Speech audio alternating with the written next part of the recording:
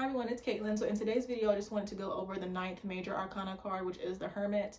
And I wanted to start off with how the Hermit is usually depicted. I'm looking at a couple cards right here. And so the Hermit is usually depicted as an older person, usually an older man, a cloaked figure, cloaked man. He usually has a staff in one hand, a lantern in the other. And then he's also usually standing on a hill. But I actually never even paid attention much to the hill until I went back and looked at my first tarot deck's card, because in that card, I feel like that's the most pronounced version of the Hermit being on the hill that I've ever seen. But I'll see if I can like place a card somewhere on the screen while I'm talking about it. But when it comes to how the Hermit is usually depicted, we can break down those different things that I mentioned, there's symbolism behind it. So when we look at the older figure, basically that represents wisdom, it represents intelligence. I was reading that it can also represent patience. And when it comes to our spiritual journeys, we usually can't rush it, And so next will be like the staff. The staff, I've read that it can represent, support.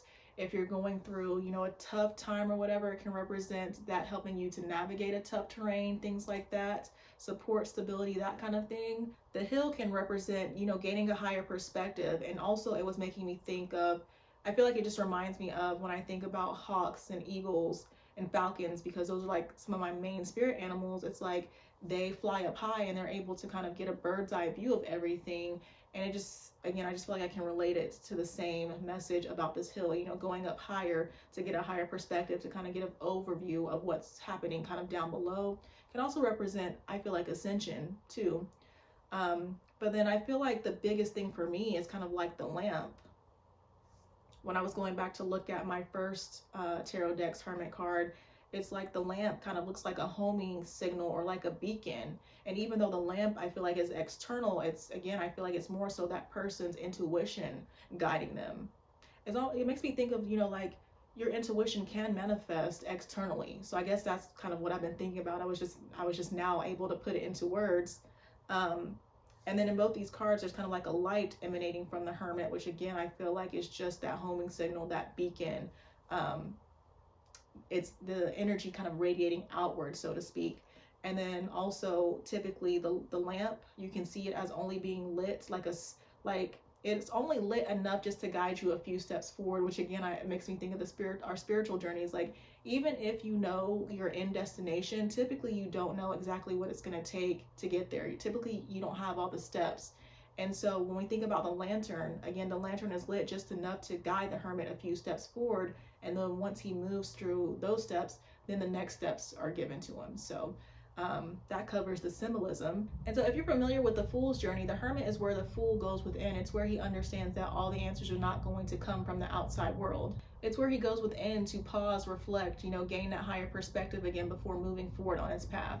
And so when I think of the Hermit card and its meaning, I typically think of, searching for answers, being deep reflection, going hermit mode, isolating yourself, searching for truth, searching for answers, going on a journey. It can be a different type of journey, quieting yourself from the outside noise, so to speak. It can also represent, wisdom and enlightenment, and again, using your intuition to guide yourself versus seeking answers from the outside. And honestly, it just kind of makes me think of this journey that I've been on for like the last year or so, last year and a half, but also just my spiritual journey in general. And then what I've learned about myself over the last 6 years, I've just seen a lot for me. Like, whenever I just kind of tune the world out and get rid of what doesn't belong, on the other side of that hermit mode, or on the other side of that isolation, I feel like I come out deeply transformed and even more connected with myself. And I feel like I usually end up experiencing a lot of progress. So I feel like that's how I can apply it, to my recent journey. And I don't really focus on reversals, if you're familiar with my personal story, but basically all that I said about the Hermit, it can also represent, I guess, in terms of reverse energy, a need for those type of things. So a need to isolate, a need to search for answers, a need to search for truth, a need to go on a journey, things like that. And then one of the final things about the Hermit is that it corresponds with the zodiac sign Virgo. And Virgo is pretty much a sign that, is very analytical, detail oriented. I feel like they're always, trying to figure out what's right, what's useful. I feel like I'm learning more so that it's a card of, self-care to self-improvement, that kind of thing.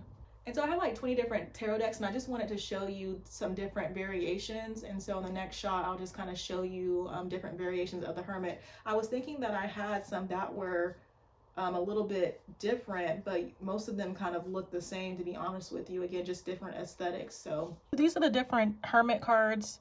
This first one is from the Thomson Lang Tarot. I'll have the different decks linked down below if you're interested.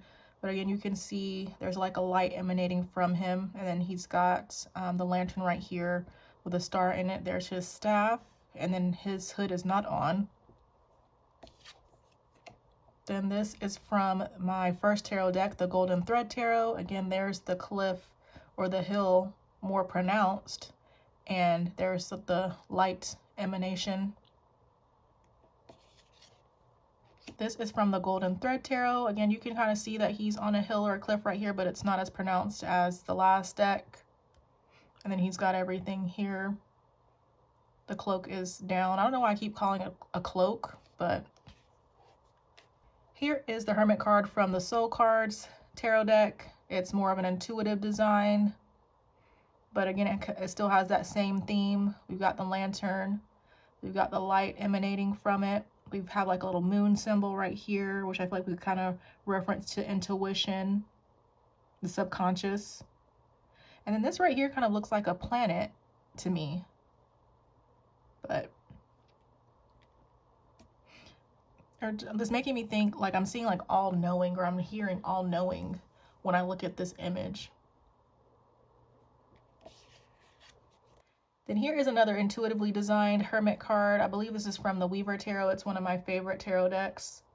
Same as the last one, kind of just a lantern here with a star in it. Then it looks as though it's in a forest. And then we have the diamond right here. I'm sure the diamond means something, but I'm not sure what it means at the top of my head. And then I wonder if the star, the shape of the star means anything. So here's the Hermit from the Before Tarot. I don't really work with the Before Tarot that much because I don't really feel like I connect that well with it.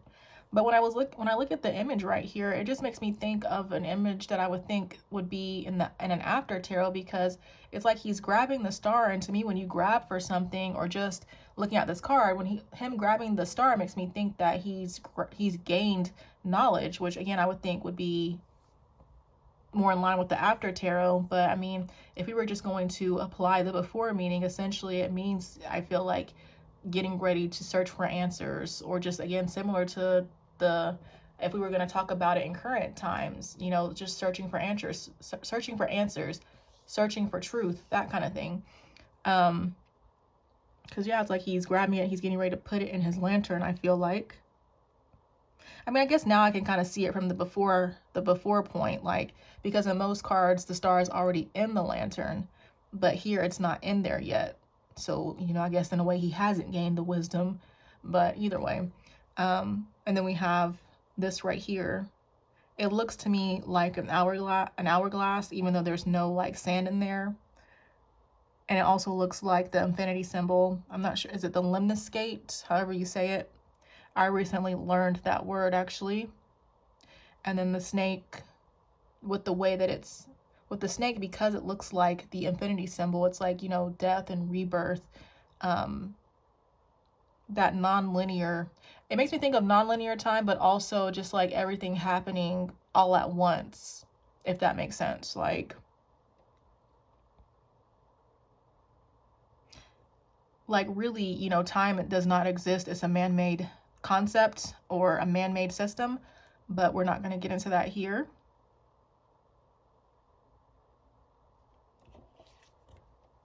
And then the last one is from the Blacklight Tarot. Again, the imagery is pretty similar to all the others. It's just got that, you know, eccentric design, which I love. His cloak is up. Now it's funny because this is modeled after the Rider-Waite, of course. But these both actually are, I feel like, maybe modeled after them. But in here, his cloak is not up, but here his is.